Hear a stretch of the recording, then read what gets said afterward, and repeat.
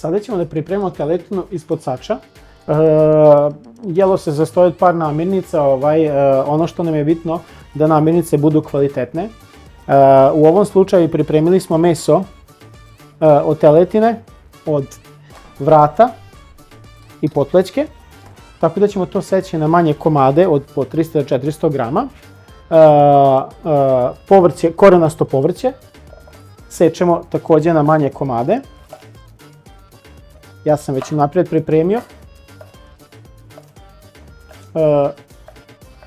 Krompir smo takođe isekli na četvrtine i šestine, zavisi od veličine. Od začina ćemo da koristimo so vrlo malo bibera i sveži ruzmarin. Znači evo ga i peršun. Ja sam već pripremio određenu količinu ovih namirnica.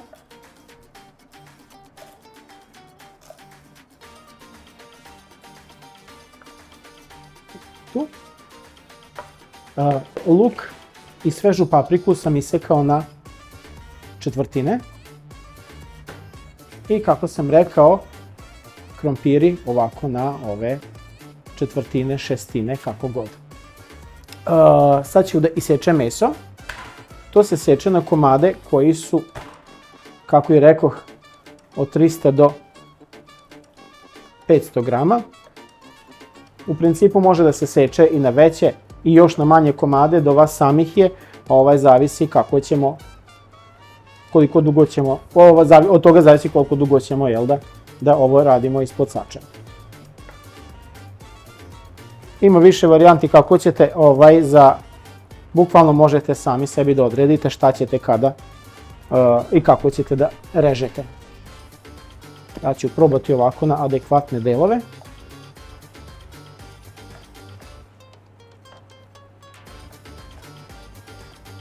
Jer posle će nam biti lakše da režemo u porcije. Tako. Znači ovo meso ćemo jednostavno da začinimo sa solju i sa malo bibera. Da ja ne bi sad sve mešao celu masu, najbolje bi bilo tako, da ću posebno da začinim meso.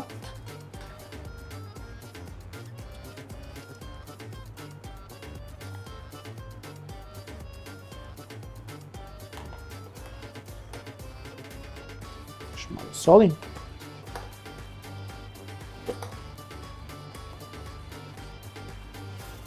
Stavit ćemo po strani. Tu ćemo sad da stavimo krompire.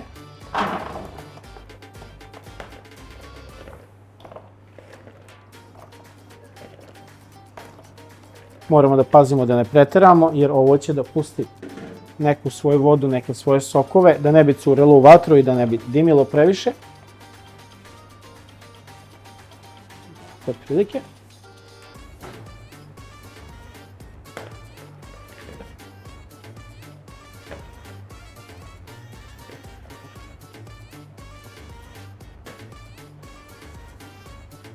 I, kao što rekao, ova mešavina korenastog povrća, tu su pre svega šargarepa, celer i peršun. Odmah ćemo da stavimo grančice koje možemo kasnije da izvadimo, u stvari to ću da stavim kasnije. Ovo ćemo da začinimo.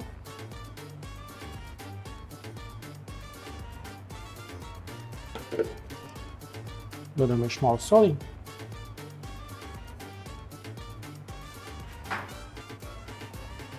Pomešamo.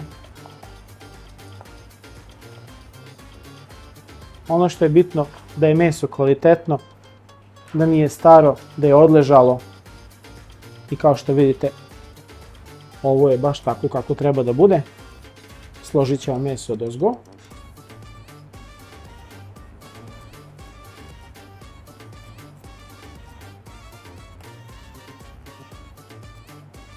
I dodat ćemo još malo svežeg paradajza.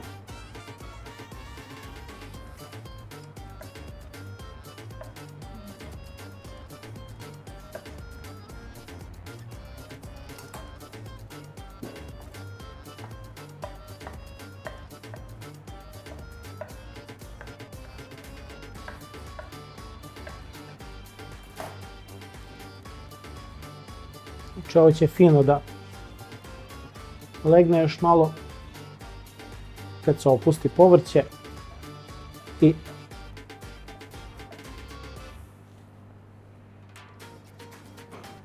tako.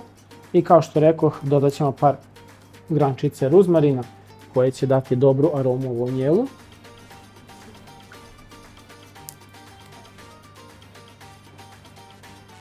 I evo,